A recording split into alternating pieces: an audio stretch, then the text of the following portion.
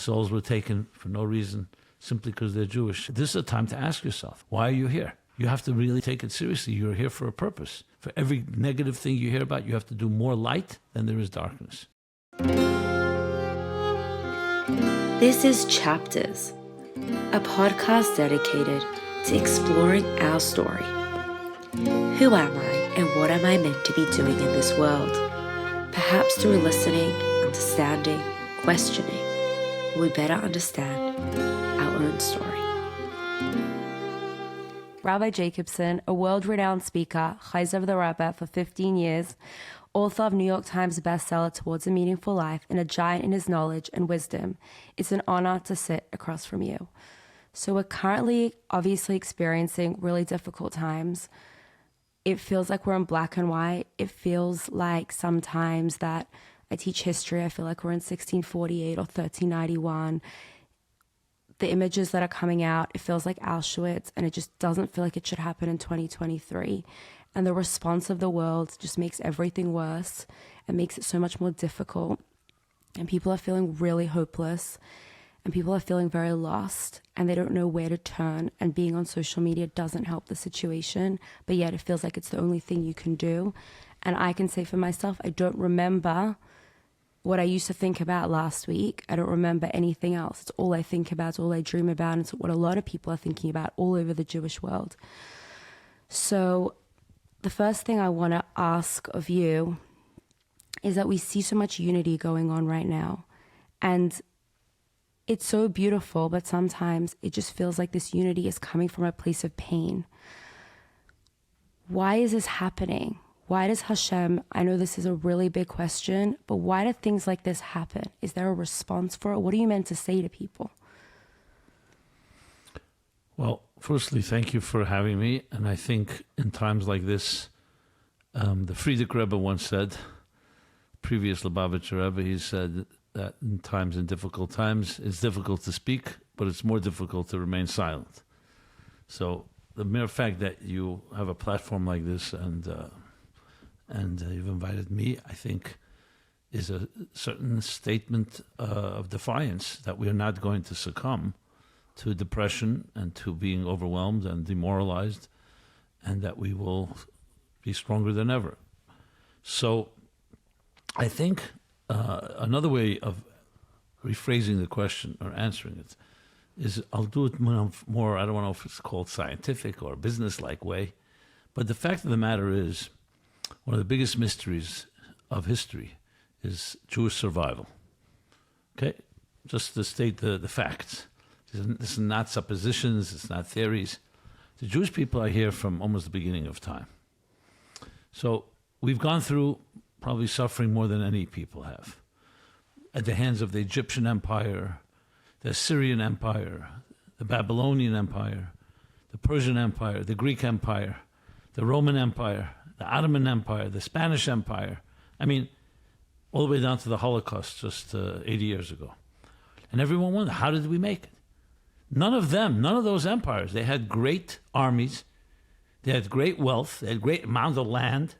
And here's a people who we really didn't even have a land for 2,000 years. And no control, we were completely at the mercy of our hosts. And yet, 14, 15 million people strong, with 8 billion people on the planet, how did we make it?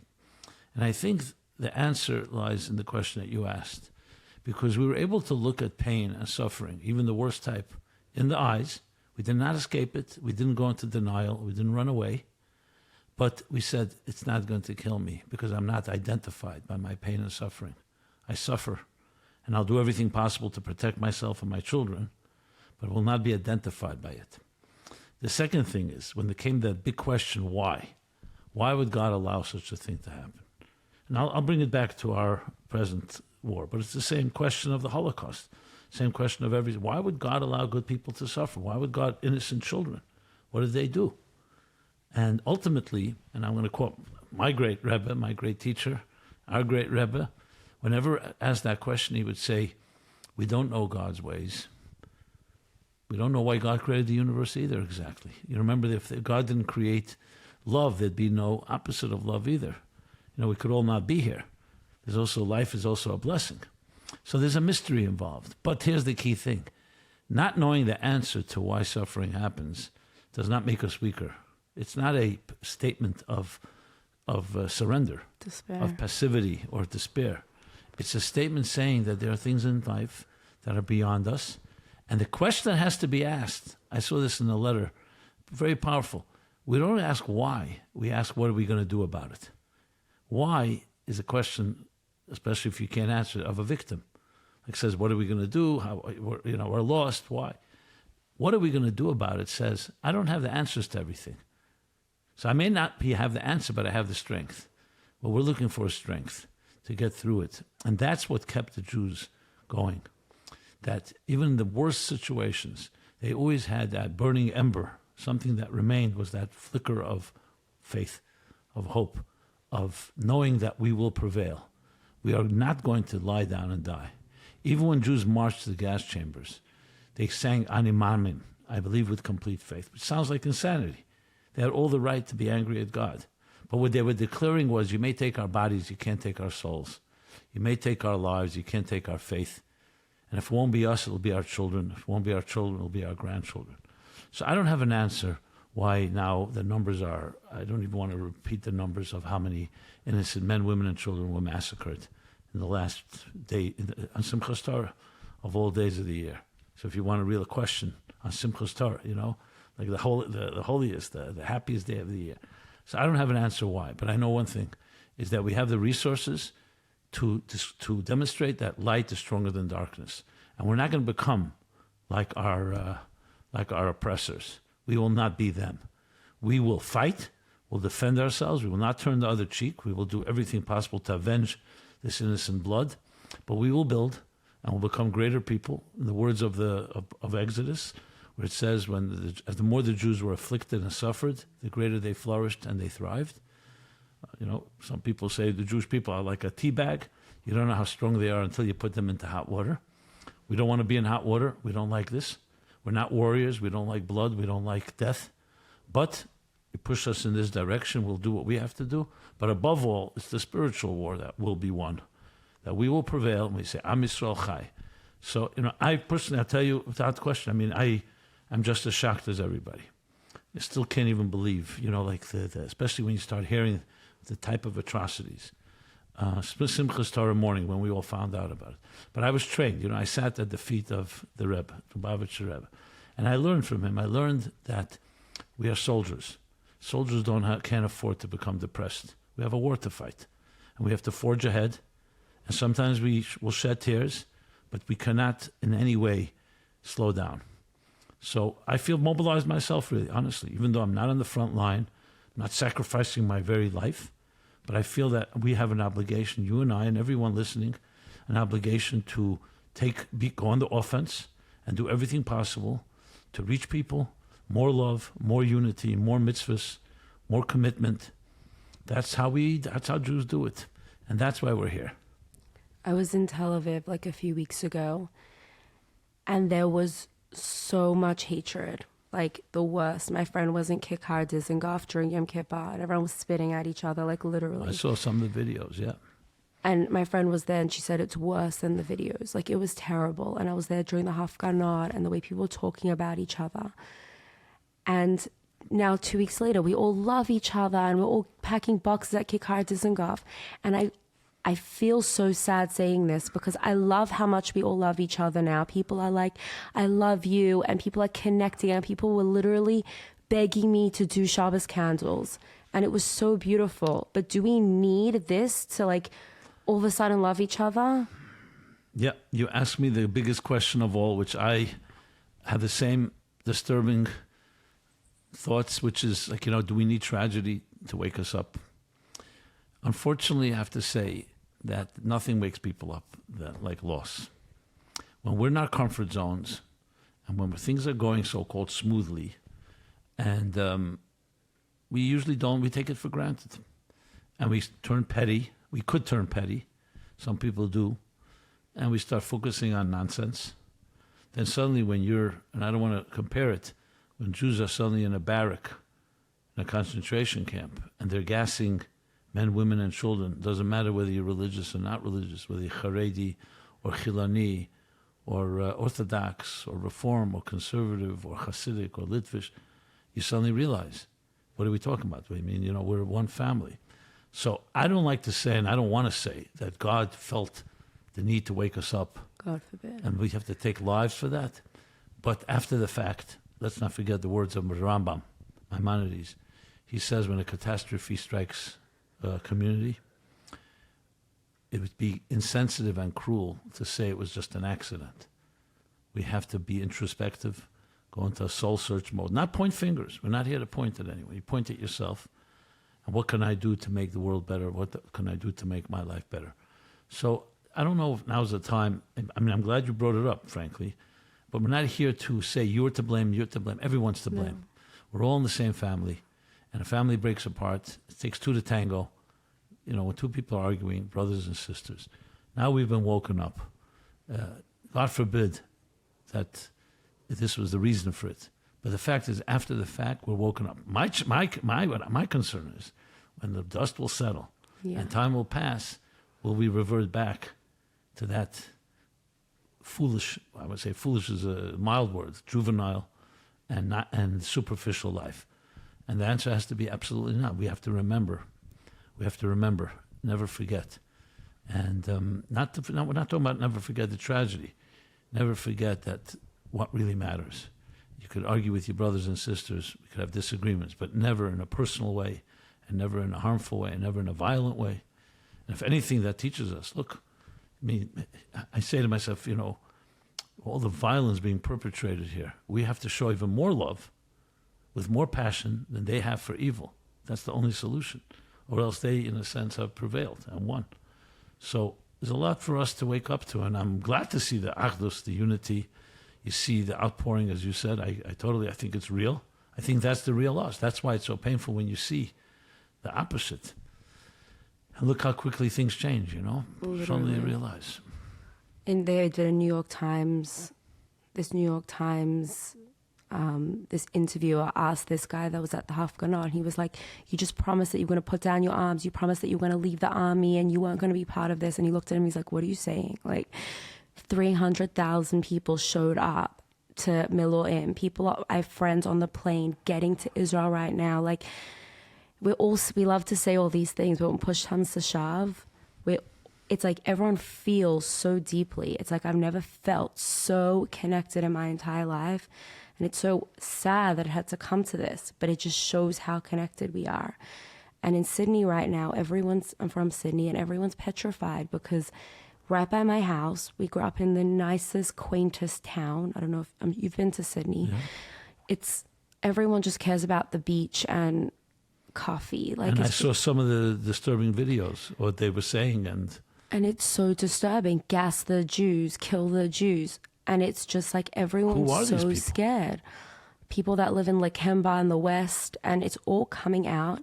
But what did the Jews do to them? Why do they have such hatred? If I was living in Sydney, I'm saying the Jewish community is very powerful. We live in a beautiful area. We're one of the strongest, part of the Wentworth, which is like a really influential district. And these people, it comes out. Like at times like this, the hatred comes out just like our love comes out. What is the response? How people being fearful is the worst thing. Absolutely. No, the fearful is not the way to go. Look, we have the combination of, as I said before, we don't turn the other cheek. We don't just ignore it. We'll do whatever it takes to defend ourselves. We've seen what happened when the whole world was silent. So we're never again, we're never going to let that happen. But remember, Jews are smart. When Jacob prepared to a confrontation with his brother, Esau, he prayed to God, he prepared a bribe to appease him, and he prepared for war. We cover all the bases. We lock our doors. We do what we have to do. Thank God for him. The prayer and the appeasement worked. He didn't need war. And that's how we have to think of it. When the Jews were stuck between the Red Sea and the Egyptians pursuing them, they broke into 4 camps what to do. Some said, let's surrender. Others said, let's kill ourselves. We'll jump into the sea. The third said, let's pray. And the fourth said, let's go to war. Moses turns to God. Which one, what other option is there? And Hashem said, God said, very simple. What do you mean? I gave you a direct order.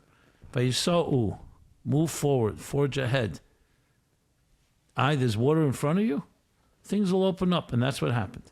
So there's a certain tremendous message. That means we will not allow ourselves to get paralyzed in philosophical debates and all these approaches, which at the end of the day you could argue for a lifetime, and they're all not adequate. Yes, there are times you have to fight. There are times you have to pray. But the most important thing is you have to know that you have to forge ahead. This is not about getting stuck. I think, let's take military as a perfect example. A commander-in-chief has no time and cannot afford to say, "Oi, we're stuck. We have a setback. We'll figure out another way." And that's what I think is.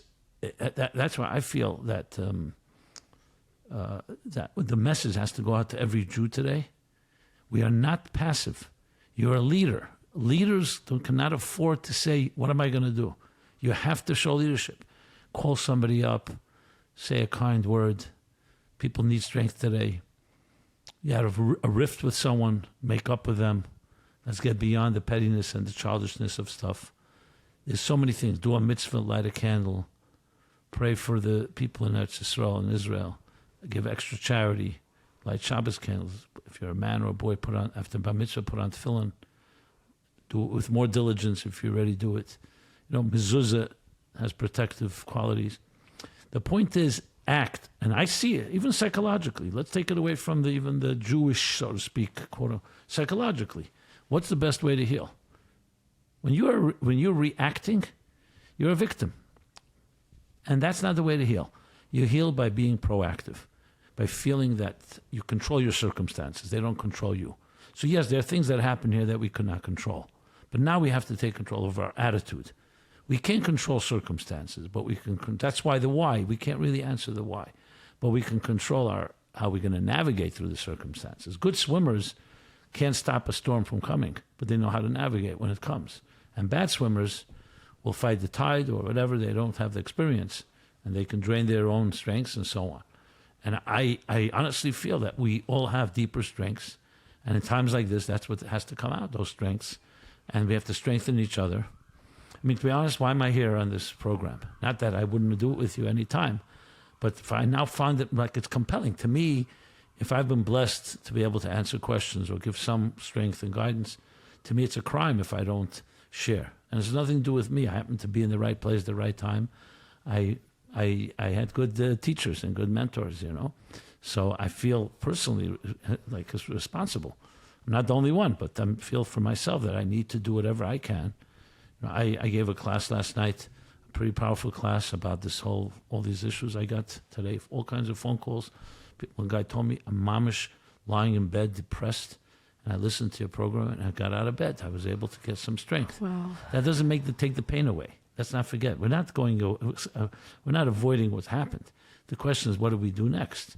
I see the young soldiers, the young military, 19, 20, 21-year-olds, like going in the tanks and all these videos. And, of course, everybody throwing food to them and all that.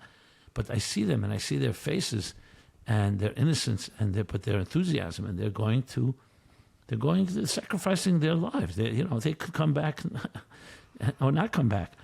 But they are doing the most sacred thing a person can do, protect another human being. They're like the holiest of the holy. And, so you can look at everything in two ways. You can look how terrible it is, and you can look what strengths we gained through it, and how can we forge ahead. I don't have what to say about those that lost, for their lives are over. All I can say is that God owes them a lot for, their souls were taken for no reason, simply because they're Jewish. And I know I could have been one of them if I was there. Innocent people from all, it's horrible. It breaks your heart. But I've learned and trained myself that when I feel pain and anguish, that's energy. Remember, pain is energy. The only thing is it's inverted energy. And you have to take it and harness it toward positive growth. That's something that I think is critical. That's what we have always done well, the Jewish people. We took our pain and we turned it into growth, into building. We took our tears, the tears became like they watered the soil for things to grow. That doesn't take away from the pain, but it just gives it some redemption, some resolution, if you wish. And if we don't do that, then that's the tragedy. If you just let suffering happen and you don't redeem it in some way, you don't turn it into something positive, then that's a disgrace. Then what do you say then? It wasn't, you know. Yeah, like the first 24 hours, I was so scared to turn off my phone after Shabbos. Like I was at the Farang and I didn't want to go home. Then I turned on my phone and these videos are like beyond horrendous. And I'm like sitting on the floor of my room for hours. Like I didn't sleep. I was having nightmares. And then like it dawned on me, like, where are these videos coming from? Who is sending these videos? At the first 24 hours, the videos were coming from Hamas. And what they were doing worked. Like, they were victorious over me. Yeah, they wanted to drive panic and demoralization. That's what, you know, in war, one of the methods of war is to get the enemy to panic. Like you'll even do decoys and deception. You think, wow, look how much power they have, and people just run. That's the key. Driving fear in your enemy. You could be one person against 1,000, but if they're all afraid and they don't, you know, it's like, it's bluffing. But it has tremendous effect. You know, but the Baal Shem Tov heard from his father on his deathbed. As a little child, he says, don't be afraid of anything except Hashem, except God. You know, just to lighten the mood a bit, I'll share. I have an uncle. Well, he passed away in a car accident, unfortunately, as a young man. And as a child, he'd once wake up in the middle of the night. It was a thunderstorm. So he was scared. So he comes running to his mother, my grandmother's bed, and he's all scared. So my grandmother says to him, his mother says, Fitzuk was his name, go back to sleep. Only be scared of Hashem. Nothing else. Well, okay, went back to sleep, but the thunderstorms didn't go away. He came back. He's suddenly all awake again and comes running to his mother. His mother said, what are you afraid of? He says, I'm afraid of Hashem. You know? So, but the point being is that fear is a very debilitating force. The Baal HaTanya, the Alter Rebbe, Rabbi Shneur Zalman says, anything that demoralizes you and does not motivate you is coming from a bad place. He gives an example. Two people wrestling. Even if you're the weaker one, even if you're the stronger one, but you feel depressed, you won't have the energy, you won't have the motivation. You feel, you gave up before you began. That's called psychological warfare. That's why simcha and joy is so important. It's not denial. You know, people, how could you dance? I was in California doing it at Simchas Torah. My daughter lives there. Oh, wow. So the rabbi asked me to say a few words. How could you dance? We know what's going on. So I said, we're not dancing because we're escaping. We're not dancing because, we're safe and they're not. We're dancing because God says to dance. And just like a mitzvah to cry is a mitzvah to dance. Simcha strengthens the spirit that we have to know we will forge ahead. We will win. This is a march of victory. Yes, we have battles to fight. But even from the beginning of the battle, the custom is in some armies that you sing a song of victory. I said, look at any sports game. Why do the coaches all the team is all coming together and they're jumping? They didn't even begin playing. Because you come in with confidence, you fight very differently. And so it's a simcha of netzach and a simcha of Am Yisrael Chai. We will prevail. We have a certain eternity. It doesn't take away at all from the pain. It's not, again, this is not some type of frivolous escapism into joy. It's simchas hachaim, that we are alive and we will avenge and we will protect and so on. It reminds me when there was some people had suggested years ago that at the Seder table, to remember the Holocaust, the 6 million, everyone should have an empty seat. Leave an empty seat to remember the void. And I remember the Rebbe, the Bavitch Rebbe, said, why leave a void? On the contrary, invite someone to fill that seat. So that's the best way to honor the people, because had they been here, they would have been at the table, they would have made their own Seder tables. It's a tremendous contrast between the two. One is the idea that the pain and the suffering, and the other is filling the void and filling the gap. There was one video that actually got me off my floor in my bedroom, and it was I would love if you could, I'm sure you were there, but it was when the Rebbe spoke in 1973 during the Yom Kippur War, because that year it continued into Yom Tif, into Sukkot, and everyone was really sad and really depressed. I heard, like, my uncle said that in a shul, they found out the news in Great Neck. He said this year, Simchas Torah, no one danced. And I'm watching this video and the Rabbi saying, like, the way we respond to this is in joy. And I was telling my students, if I said that, don't listen to me. Like, who am I to say that we should be happy and joyous? But there was one line the Rebbe said, Havayat Silcha, Hashem is your shadow. And that was the one line that I kept on repeating to myself, like, Havayat Silcha, Hashem is your shadow. When we down here are depressed and we're not united, Hashem mirrors us. But when we are joyous and we're united and we feel like we're going to be victorious, Hashem is giving us the victory because it's our shadow. Absolutely. Absolutely. Look, the fact is attitude, mood, your state of mind changes things.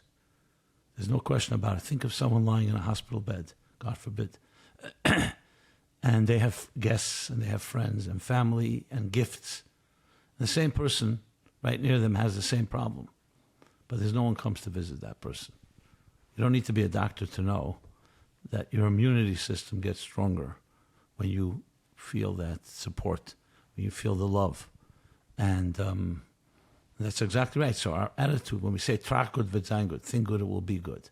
What you just said, the idea the face you show is the face you get in return. That's how it is. Smile someone, they'll smile back. You show them a sour face, what do you think happens? You know, I read earlier, when was it, a little while ago, there was this farm boy, he never visited a city. So he had never seen mirrors, a mirror. So he comes to with family, they come to visit someone in the bigger city. The first thing he sees is a mirror. He's looking in the mirror and he's like, so he starts crying, he starts yelling. He says, and the host says, what's the matter? He says, there's another boy in the mirror making funny faces at him. So the host says, if you smile to him, he'll smile back. A mirror. He didn't know it was a mirror. So we are mirror image. We call it mirror neurons. With his empathy, we feel for each other, and that has great strength. But there's no question about it, that the fact is that we cannot allow our enemies to control our souls. It's bad enough if they can control our bodies and they can control, sometimes, unfortunately, they can do some things hurt us, but they cannot destroy our spirits. And that's the key to everything. What's your take on social media? Because right now, I'm addicted. I'm just going to be honest. And I can't get off it, and I feel like I need it. And if I'm not on it, I feel like I'm lost. But at the same time, we're all consuming all this content. And then there's two sides to my question. The first side is like, is fighting anti-Semitism a real thing? Are we meant to be on social? Like, we're so little, does it really matter what we post? Is that important? Should we be doing that? In my opinion, the more you stay off social media, the more you stay off the media in general, frankly. Watching the news, the healthier it is for people. Because unless you need that information in some way to help you fulfill your mission in life, just ask yourself that question. So if you told me your mission is to have a social media platform because you're sharing Torah, you're sharing inspiration, okay, so then you need it for that. But then you have focus.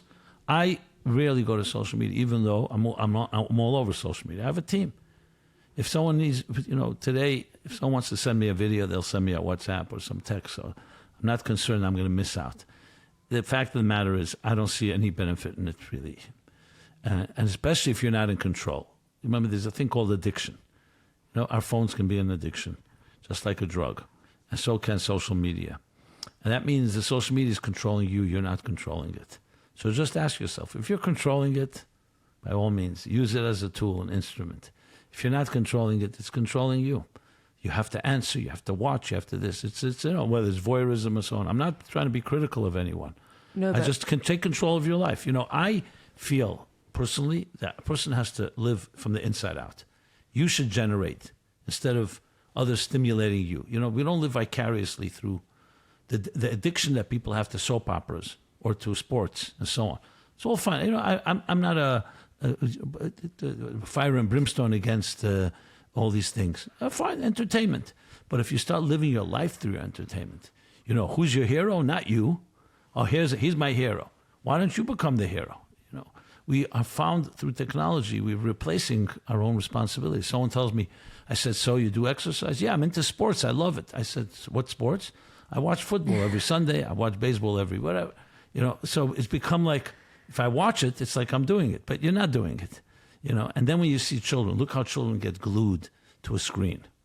That tells you enough. It's hypnotic. Trust me, I'll also be transparent. I also have times I want to see something, even, I'm sometimes working hard and writing something. I need some distraction, but the point being is that, but at least I recognize, and thank God for me, I'm not addicted to it. I've always seen it as a tool. I began my life with a typewriter, a plain typewriter. You know what that is? Yeah. I don't know. Maybe you're not old enough to know what a typewriter is. Some people, typewriters are only in museums. I've been to museums. Okay, the fossil. It's a fossil. I actually started with a pen or a pencil, then a typewriter, then a word processor, then a fax machine, then a computer, and then a laser printer, and then started the internet. So I grew with all this. To me, it was only a tool and asset. I was never excited by a new version. I wasn't into the. To me, it was tools that made things faster. This way, a typewriter took twice as long to write an essay or write an article. With a word processor, I don't have to type it twice.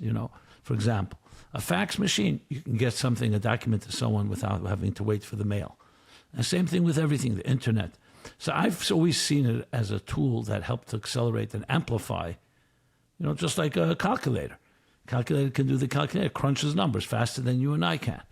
I don't want to digress into AI, but all of technology, if it's enhancing a human aspirations or divine aspirations, but great. If it just replaces us, then we become a slave to it. That's my response. Especially now, you have to ask yourself the question. I'm saying this to everyone. When you watch these things, what does it do for you? Is it depressing you? Is it bringing you down? Is it just some sensationalism that you now, you know more of the pain that's going on?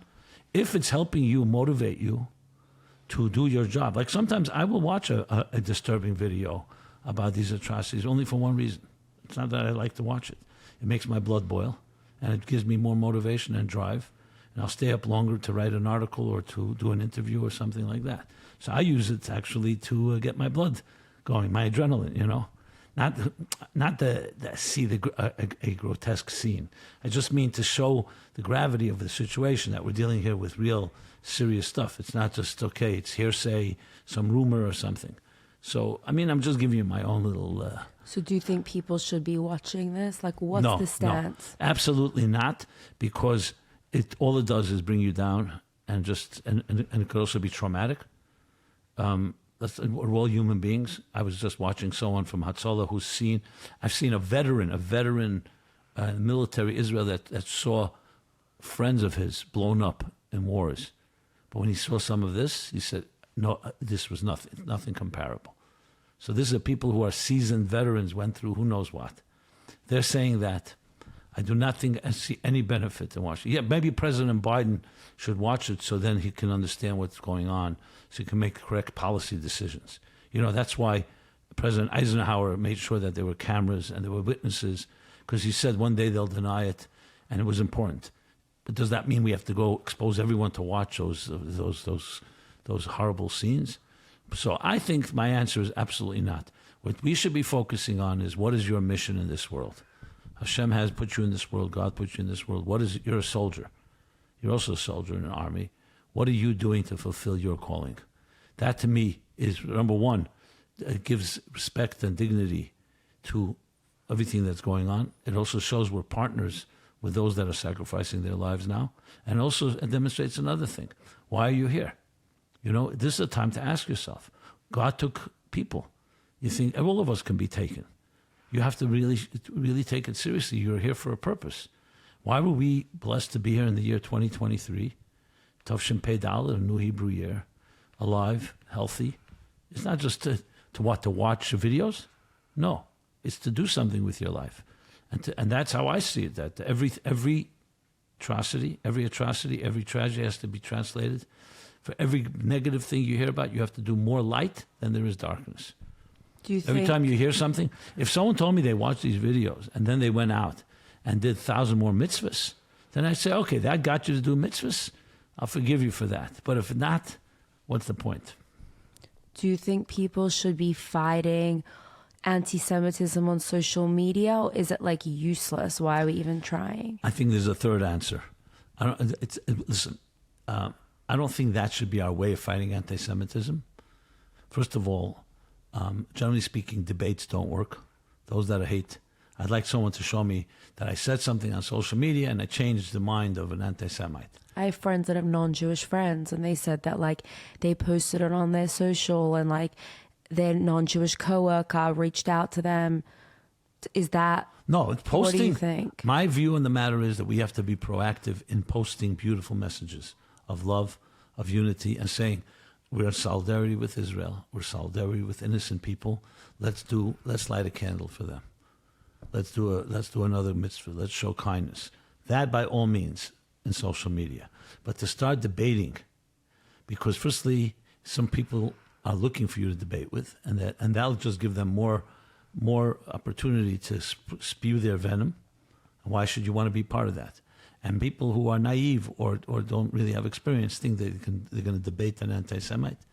Yeah, there are the few that you maybe can change their minds. But I think the way to go is not through social media. If you know an anti-Semite that you have a connection with, invite them for Shabbos and give them a good meal. And I would not do it on social media. Also, there are other people watching. Who knows what they're going to hear? And then and the anti-Semite happens to have good arguments, so you're now giving them a platform. I'm totally against that in every possible way. What about the middle ground? If I was invited even onto a media platform with an anti-Semite, I'd probably reject going. Not just anti-Semites, regular people that are reading the news. So the way is, look, I'm a communicator. You have a platform. The best defense is offense. Instead of waiting to respond to them, let's put out information that is positive, that is true. To me, that's the best way that you preempt their arguments. That's the way to do it. To engage with this stuff is very, I have 241,000 subscribers to our YouTube channel. That's a lot. Oh. Many of them are Muslims, many are Christians. I see some of the comments. I spoke about whether should the Jews kill their enemies. I'm not answering questions that are coming my way. So I spoke about it. Of course I spoke. It's self-defense. We're not talking about killing. You're calling about a person who's coming to kill your children. You kill them before they kill you, That's simple self-defense. So when I see a Muslim writes a comment, that whatever the rabbi is saying applies the other way around as well, that they have a right to kill their enemies. So I saw he's using what I'm saying, Now, obviously, there's a big difference because find me a Jew that ever did anything close to this. Even after the Germans, what the Germans did to us, did we go back and start beheading Germans or doing other brutality? And they deserved it. That's not our approach. We'll defend ourselves, but my point is, I don't want to get into a debate like that. But people can use all kinds of stuff. Debates in general, let's be very honest, are either for entertainment purposes or just for haters. I don't believe in debates. Even about God's existence, I wouldn't debate. My approach would be share what I know and let the people decide. Debates usually don't work. Anyway, the point is not so much debates. I will tell you this. There is a battle going on here. A battle not just on the front lines. There's a battle over the minds. What's going on campuses. Young, impressionable minds. So we do have a responsibility to educate people. I just discovered a dialogue that I wrote up a few years ago. It was because I had two people coming to my class. One was a pro-Palestinian, one was a pro-Israel. So I decided to hear their arguments, and I put it into a dialogue, a 5-part dialogue, which is about Gaza, actually. It was about Gaza, And so my goal was, let's put the information out. The more you inform, unfortunately, the propaganda war, I don't want to say has been won, but in many ways has had an effect on many, many minds, Jewish minds as well. I'm talking about the Hamas and the Palestinian, but that Israel's apartheid and all this stuff, that they're the ones in concentration camps. And the only way you'd battle that is with facts. Another hat I wear is I'm the publisher of Allgemeine.com. My father founded it 52 years ago. And there, the war is a media war. It's an information war. And the best way is to put out the facts. Don't allow. So Look, if you happen to be on social media and you see someone write something that's a complete distortion, I'm not going to tell you don't respond, but you should probably bring a source, add a link just to expose them. But I wouldn't make it a crusade. I wouldn't make that the main preoccupation, because you can end up sitting and being entangled with a lot of called toxic waste. People are feeling really frustrated that, like, let's say big celebrities are not speaking out. Like, let's say this happened in Ukraine, or Black Lives Matter, everyone would be jumping on the bandwagon.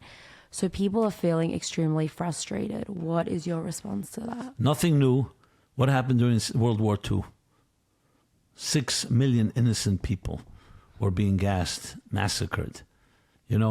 So either people minimized it, or we didn't know, we didn't hear. Today we know, people knew plenty. So it's nothing new. And I remember Menachem Begin, Prime Minister, when he got up, someone was lecturing him or something and trying to criticize him for something he did as Prime Minister. So he gave a great speech. He basically said in very diplomatic terms, but quite powerful ones, he says, don't lecture me on morality. He didn't go into defense. Don't lecture me on morality. Where were you when we were being massacred? We don't want the world. We don't need your approval, because you were not there when we needed you. We will take what we'll do. We'll take care of ourselves. We'll protect ourselves. I'm not saying it's half as eloquent as he did. So it's critical to know, of course we want allies. And of course, thank God, America is an ally of Israel in many ways. Tremendous support, and probably more than we even imagine, especially now. And it's not like we're looking to offend anyone, but we're not going to be lectured by people about morality. That to me, I find that to be more than offensive. I remember the Rebbe, Lubavitcher Rebbe, said once in a talk, just always remained with me. He says, they're lecturing us on morality? When we stood at Mount Sinai and saying, we're accepting God's laws, do not steal, do not murder, do not be profane, do not be decadent. What were they doing? They were cannibals, eating each other. We brought civilization to the world, I'm saying now. You read a book like Thomas Cahill, non-Jew, wrote a book, was a bestseller years ago, called The Gifts of the Jews. I think he uses 30 phrases, 30 terms that the Jews introduced to the world. You know what the words are? Optimism, dignity, trust, love, destiny. I mean, it's amazing. And you think, what would the world be like without those concepts? A pagan world, Abraham came single-handedly, introduced the idea of morality, that life is not dog eats dog and survival of the fittest. So I don't need anyone lecturing. Are we perfect? No, we're not perfect. But to talk about the ideals, 4 billion people on this earth, 2.2 billion Christians, 1.8 billion Muslims, where the ideas come from? The New Testament, the Quran, it's all based on the Bible. If you want, Jesus was even an Orthodox Jew. Let's go that far. My point being is that we don't need them to lecture to us about morality. Anyone does a little studying about how the standards of the Israeli army, when they deal with their enemies, would be shocked of how careful they when you're dealing with people who are using civilians as human shields and are ready to massacre innocent people. So I become radical. Radical. No one's going to lecture to us morality after what was done to us. No, are we perfect? No, but don't lecture to me, because you far, far worse. And so my answer to that is that we have to realize the reality is there's hate in some people's hearts. All we can say is we have Rahmanis, we have compassion for them, and we hope to them to get wiser. But we're not going to back down just to satisfy some people like that. I will also say, they have to acknowledge that I don't think the hatred today is quite as it was. Some people may have it, but the fact is we live in a country like the United States and other free countries that will protect our rights, which is a gift, and we acknowledge that gift. So I think it's important also, just as we remember that they're enemies, we have to also remember there are friends and people who have who are showing support. We have someone who works for us at the Meaningful Life Center. She lives in Montana now. She says, strangers came and brought flowers and cards. Wow. We're with you. And this is happening across the country. There are many fine people. And I just want to make sure people know that. I would say the majority are fine. But remember, hatred is always louder than love. And the haters make a lot of noise. And obviously it's far more disturbing when you see one hater is going to be more disturbing than 50 people who bring you flowers. A hater will break your windows, God forbid. And flowers are more, more tamer. I don't know what the word is, So we were committed to good, and we will never give that up. I'm very proud to say when I see, with all that's happened, show me one Jew that said, let's go into an Arab village and let's chop them up and let's rape them and let's pillage them and let's, mutilate them. Nobody's calling for that. We'll destroy the enemy and destroy their capacity. We'll do whatever. But we're not here for vengeance. We're here for protection. It's very, very different. Is this Amalek? Call it what you call it. You can call it whatever name you like. If Amalek represents, this looks to me worse than Amalek, actually. Some things they did. Even Amalek didn't do certain things. Amalek was chutzpah, and they attacked the Jews, and they were no friends. But, Haman wanted to just kill all the Jews. I don't know if he called on brutalizing them and massive, I'm not, listen, I can't compare haters. What should I tell you, Hitler, Yamach Shemai, I don't think, from his point of view, if he can get rid of the Jews anyway, he won't get rid of them. Now, of course, the way they treated Jews shows their contempt and all of that. But anyway, I don't want to compare because I think haters are haters, and they all deserve what they deserve, and we have to eliminate them. Period. So I don't really care. Amalek is a name. Some say Amalek exists today. I don't need to be. To me, calling them Hamas is just as bad as calling them Amalek. So now that the war, Hamas in Hebrew. Yeah. Hamas is crime, is decadence. Is that why they called themselves that? I don't think so. I don't think they're calling themselves for that reason. As the war progresses, obviously there's going to be so many more casualties, specifically in Gaza.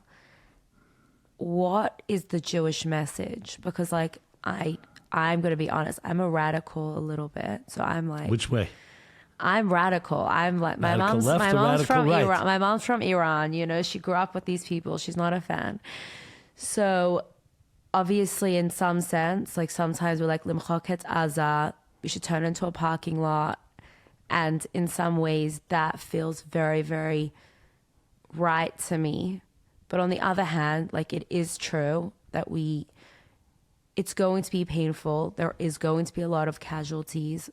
And as the war, right now, we are the ones that are the victims. But as the war progresses, hopefully, Eretz Hashem, we're going to be very successful. There's going to be a lot of losses on the other side. What is our response? Our response to the losses on the other side? Yeah. I'll tell you the response. The Egyptians tortured the Jews for 210 years, if not more, in horrible ways.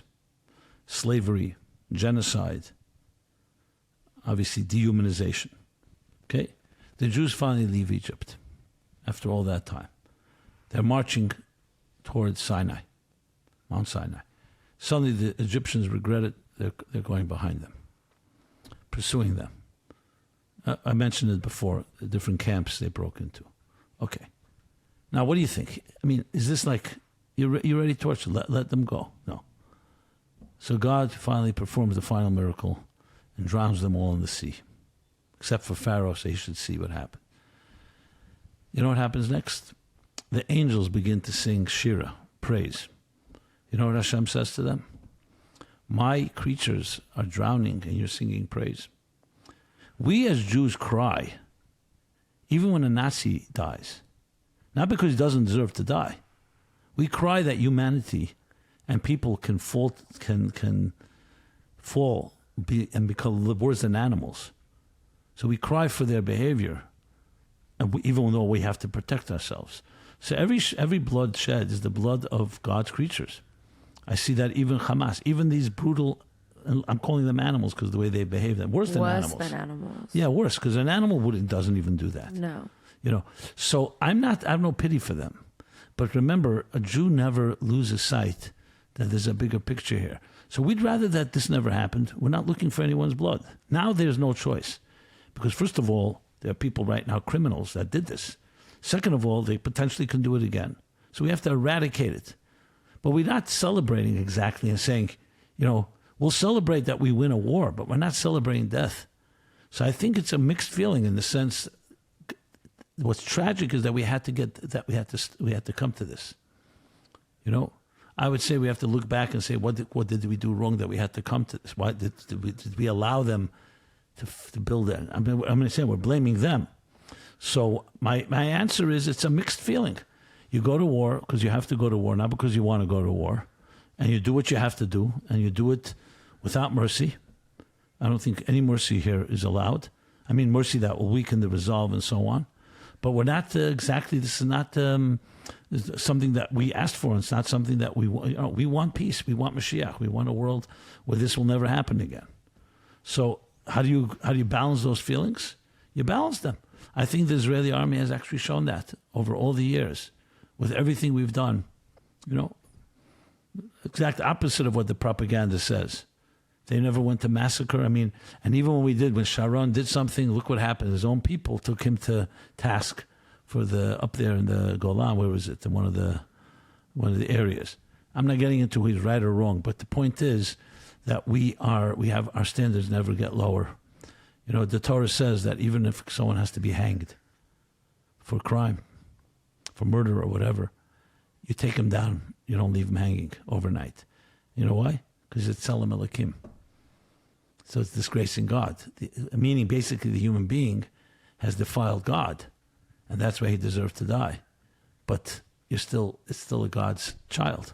It's like if you have to put to death your own brother for whatever reason. It's not like you saw the biggest simcha that day, exactly. You do it, then you cry that you had to do it. So I think that's how healthy people deal with anything. I mean, on a more subtle level, if I can make it a little more palatable, I'd say, think of parents have to discipline children. You know, your child did something really bad. I'm not comparing, obviously, to this, but just as an example. So you to look the other way is not healthy, because that way the child never gets the message. To just punish them indiscriminately with anger is also not the way. You have to find the right balance to show them, I love you so much that what I'm doing now is necessary for your future. Now, I'm not comparing that exactly here, because we're talking, obviously, crimes that deserve much, much worse. But my point is, it's always a balance to make sure that even when you need to discipline, or even when you need to go to war, you're not doing it because you're angry. You're not doing it because your blood is boiling. You're doing it because it's necessary to protect.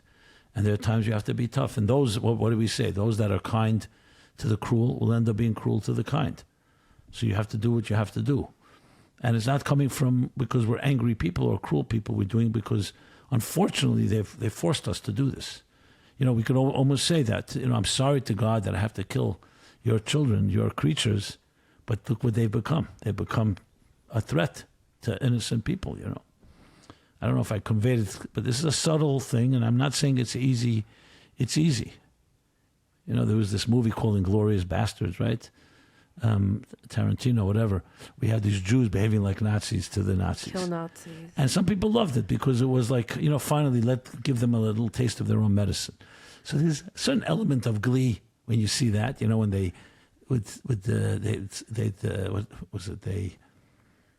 branded them their heads. They would carve out. I couldn't get through the first scene. A swastika. Yeah, that scene is horrible. I couldn't. A swastika on their foreheads and stuff. But the truth is, Jews generally don't do that. We don't do that. And that's that, you know. I cry over this. I don't just cry for the Jews. I remember, you know, we cry also for all blood. And the fact is, listen, I would like to believe what Golda Meir once said was, when they will love their children more than they hate us, we will have peace. They hate their children too. They hate their civilians. They hide behind them. They hate humans. They become I don't even want to call it religious. They become haters. They're sadistic, psychopaths. I don't know, whatever the names you want to use for it. And we cry for that, because when you see a child that was born, and I don't care, it's a Muslim child, a Jewish child, a Christian child, a Buddhist child, an atheist child.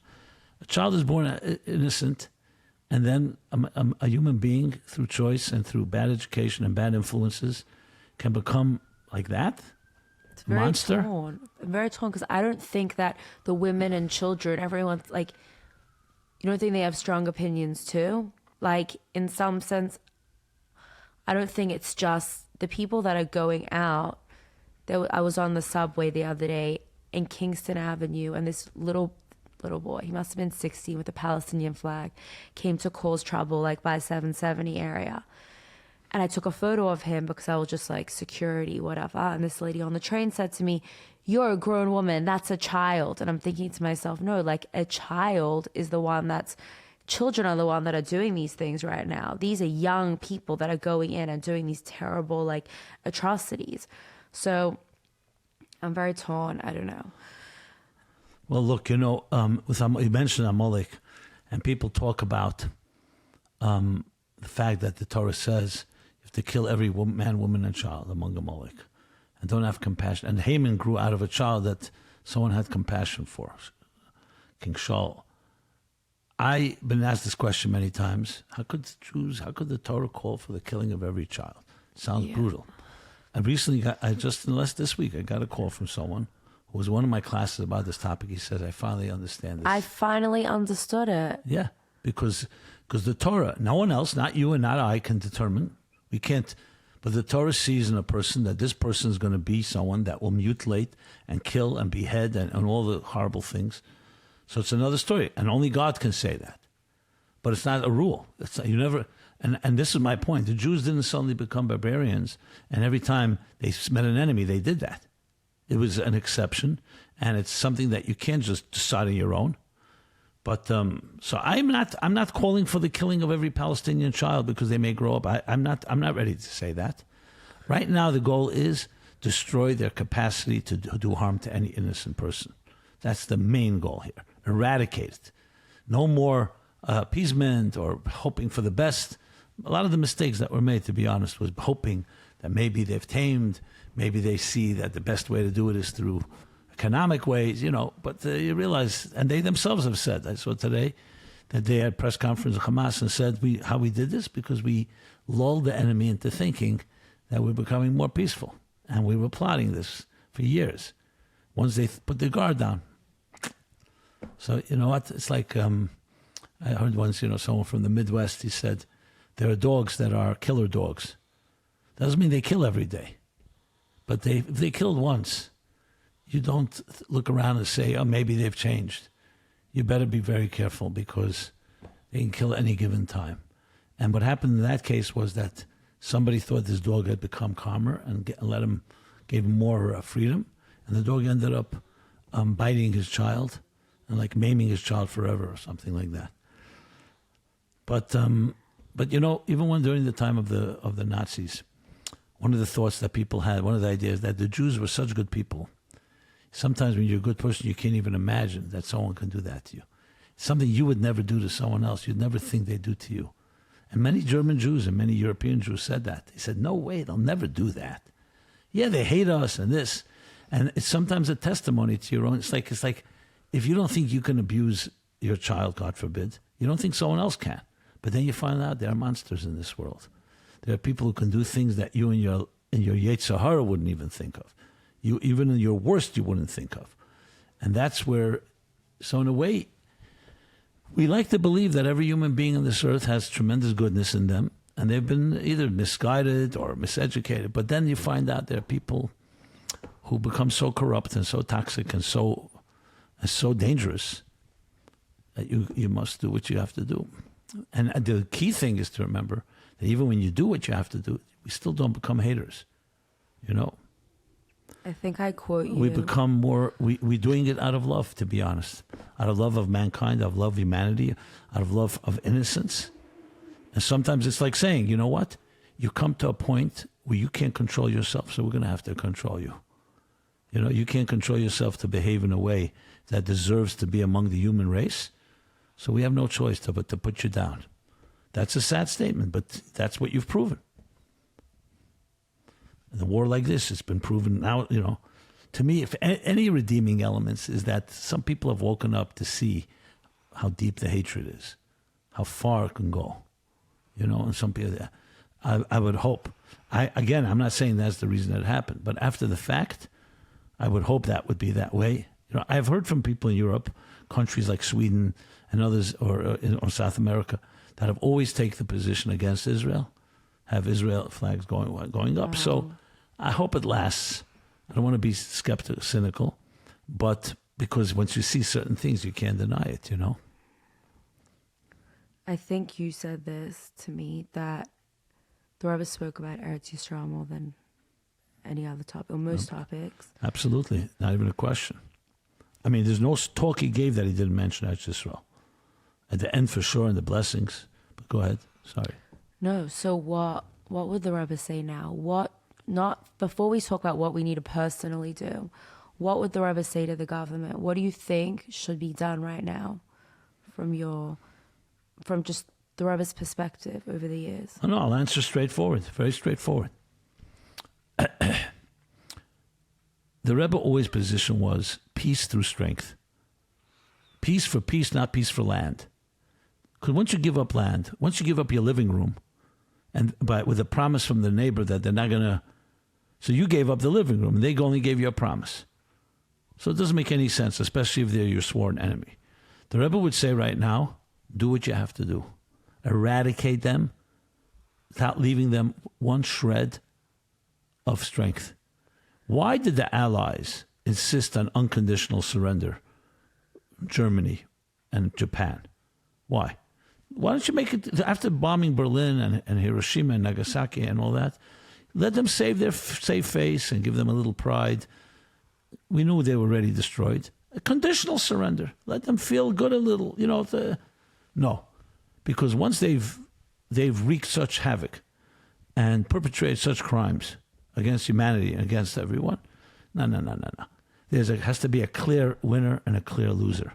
Unconditional. We're going to dictate the terms. You have no terms, because if you give them even 1 inch, they'll say, we really didn't lose, So the Rebbe's approach was extremely psychological. It wasn't just based on some spiritual values. It was based on understanding of human beings. There's a war fought that we didn't start, that you perpetrated. Over 120 million died in the World War I and World War II. So now it's unconditional surrender. So the Rebbe would say, apply that same thing. What do you think America would do, by the way, if Mexico or a faction in Mexico attacked Texas? Or what would Australia do if some from Ireland, they suddenly, did something like that? What would anyone do? So why are we having a different standard, And we're not looking for blood. We're looking for peace.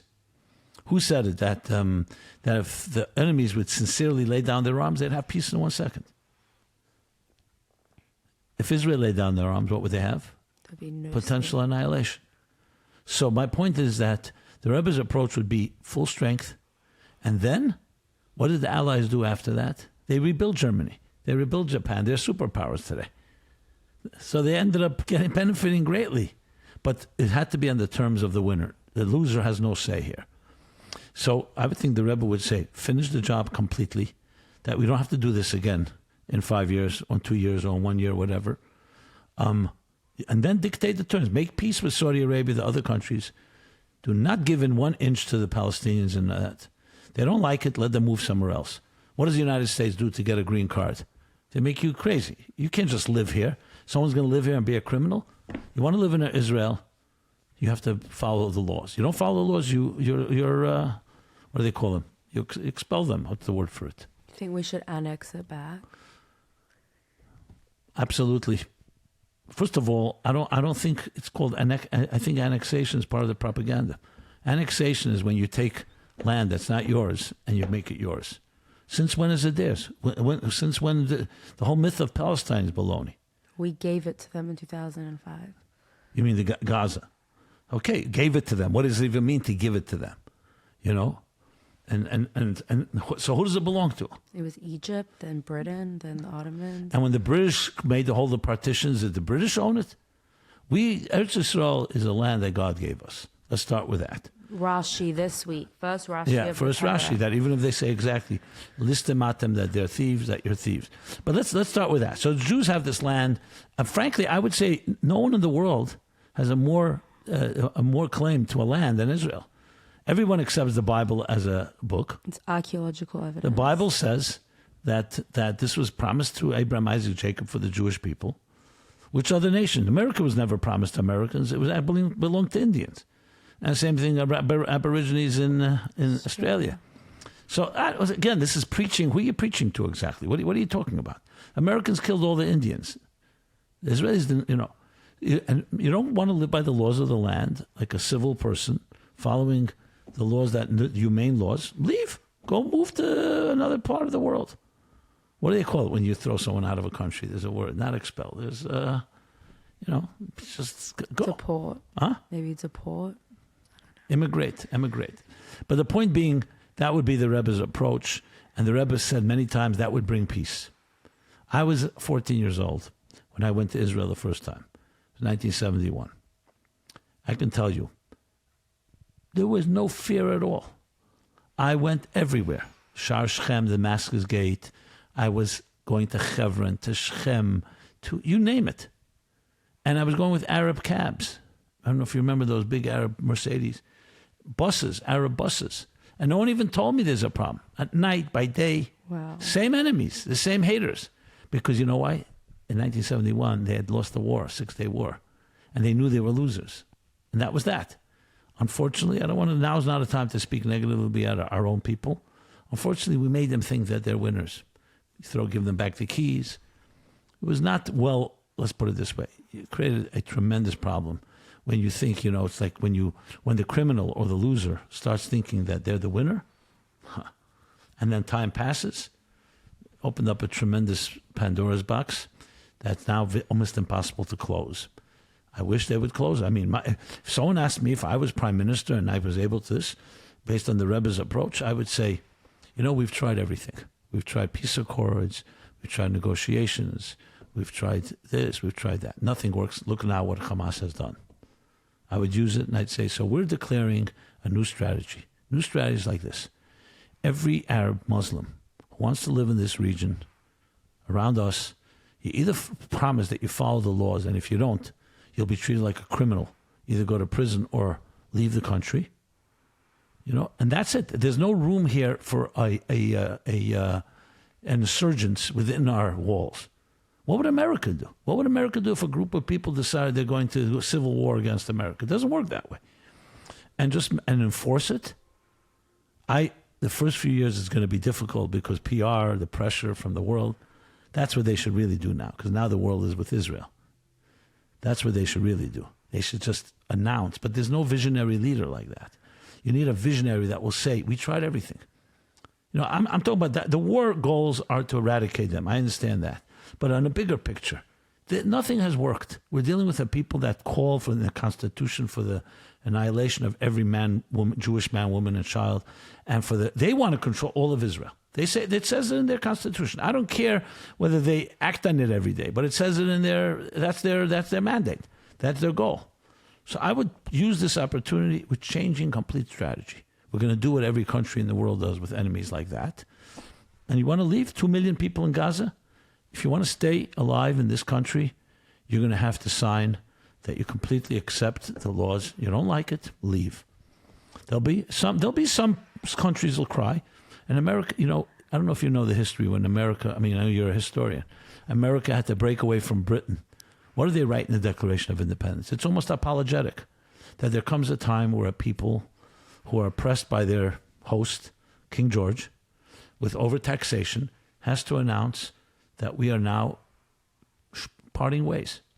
What do you think? It wasn't difficult? There were arguments. We're 13 little colonies. They're going to crush us. But that's how independence works. Sometimes like a baby comes out of its mother's womb, or like a person who leaves their home to grow up, you have to cut the umbilical cord at times. So I think that America will be behind Israel. I'm not concerned about it. They may yell and scream for public, for PR reasons. And that's the approach I would take. And I think it'll be ultimately, for long term, the best possible solution. But it's like surgery. You have to cut off. You have to be ready for a lot of critique, because people say, humanitarian crisis and this and that and that. But now's the time, because now it's the time of war. So I think this war should not just be, let's eradicate Hamas. My opinion, the war should lead to a new change of policy, because we've seen what happens. And take it or leave it. You don't like it, you're gone. Do you think the Israeli government's strong enough for that? No, I don't think they have anyone that thinks like that, because they don't have a spiritual vision. They have people who are smart. They have people who have experience. and they have, some of them have, a lot of strength. They went through the military. They have, but you need spiritual vision. You need to have that moral conviction that what you're doing is right. See, what I'm saying now, I don't see this as an aggressive move. I see it as a healthy move. When you see, at some point, it's like you think a doctor wants to amputate an infected arm or limb, but you see that you're going to die without it. So you do the hardest possible. You don't want surgery. I think at this point, after 50 years from Yom Kippur War, almost 60 years from Six-Day War, I think that you have a situation where you have no choice. But for that, you need a visionary that has very strong moral conviction. It can't just be done by rote mechanically. It has to be done with a deep passion, and know that yet you're right. That's what you read in the Declaration of Independence. You see, when I read it, I see that they came to a point that they realized it's the only option. That's a critical thing. In the case of Israel, I think, I don't necessarily mean a religious leader, but a spiritual leader. That's what it is. Do you think they should send, someone was saying that the Rabbi said you shouldn't send any soldiers into, I think it was in Beirut, the Rabbi was speaking about, sending soldiers into Gaza, the hostages. The Rebbe said during the Yom Kippur War that they should go into Damascus and to Cairo, not just Beirut, to just show them. Soldiers or to bomb? No, to go in to show them that you go right into their heart. Like going to Moscow. It's important for them to know that you're going into their central, because there's a humiliation involved in that, and that gives you much more psychological strength. That's the key here. You only do that with an enemy. You don't do that. I mean, Allies had to bomb Berlin, not just enough to bomb Frankfurt. You have to go into the heart of the lion, or what do they call it, the heart of the tiger. That's how you have to do it. But again, it's not coming from hatred. It's coming from necessity. That is the approach, out of strength, all out of strength. And yes, if that was done properly in 1967, to be honest, we wouldn't have these problems today. If Sinai was never returned to Egypt, someone pointed out to me, Gaza could never be armed. Where do you think the arms are coming from? They're not coming from the water. They're not coming from the north. They're coming from the south. Huh? The Rafah border. Yeah. So what does that tell you?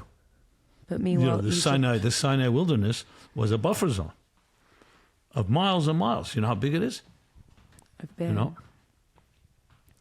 So the final thing I want to ask you is, we're sitting around, we're in Crown Heights, we're in Sydney, we're all over the world, and sometimes we feel useless, but we know the Rabbi had a completely different approach. There's no such thing as being useless. Sometimes I feel like I should be in Israel. I'm not a soldier. I'm not in Israel. I can't pack boxes and send it to the border. So what can I do? I mentioned earlier, Jews have always known that every war is fought on two fronts, the physical front and the spiritual front. I mentioned Jacob prepared a prayer, appeasement war. The previous Rebbe told my father-in-law, who had come to the United States in 1947, he was in Israel when the 1948 Independence War broke out. So his father said to him, come back to Israel and fight with your brothers, But ask the Rebbe, and the previous Rebbe said, who's a deserter in an army, in the military? Not someone who doesn't fight, someone who leaves his position. So if someone's running the communications department, another person the kitchen, or another person intelligence, that's your job. Your job, since you're here, is to study Torah. It's also part of the war. Yoav and David HaMelech were partners. David prayed, learned. Yoav was the commander-in-chief. Yeshua fought Amalek. Moshe Rabbeinu prayed. We need both. We have to feel like we're mobilized now with the same intensity, Mesiras Nefesh, like the soldiers. Thank God it's not really putting your life in danger, but you have to have the same passion.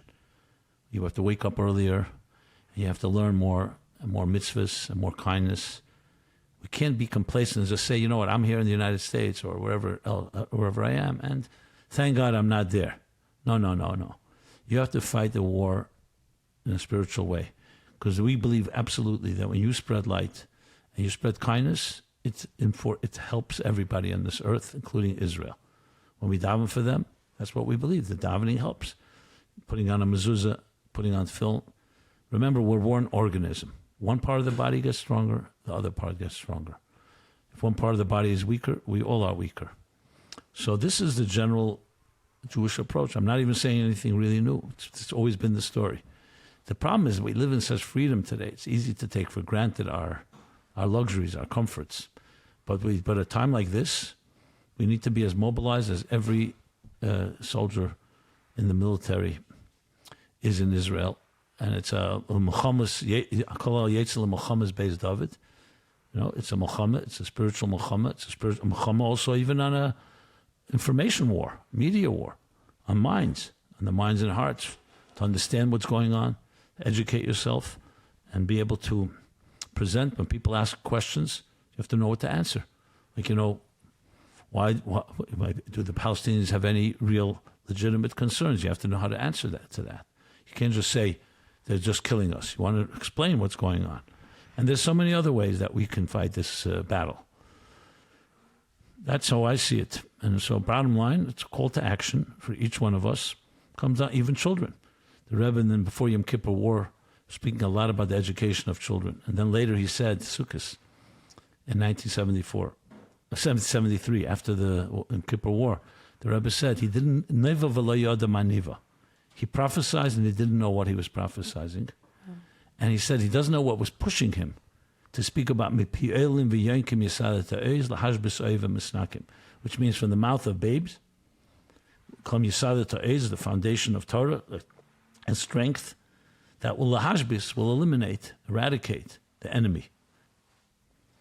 And so children play a tremendous role. When I see the vigils, I see the kinusim, the gatherings of children saying Tehillim, saying psukim, adding tzedakah, tefillah, Torah.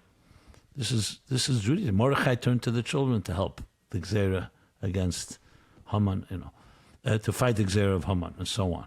So women, of course, have their particular role. They are leaders, schus nashim sitkanias. In their merit, all the geulas came because of their faith, their deeper faith. So we all have a tremendous role to play. We have to realize that we're not, we're either part of the problem or we're part of the solution. My father would like to say, as a journalist, he would tell me, there are three types of people: people who make things happen, people who watch things happen, and people who ask what happened. We have to be people who make things happen. And we have a Torah. God gave us a Torah. We have Hashem. And we have Am Yisrael Chai. We have absolute confidence. We will prevail. And when there's a setback, we have to figure out how to turn that into a liability, into an asset. Thank you so much for all your time. May Hashem protect the soldiers. May Hashem protect the land. Amen. Ultimately, Geula now. Thank you. And you continue using these airwaves to reach many people. And yes, I say, and I second that. Hashem should protect, and we should have the least amount of pain, just resolve all this.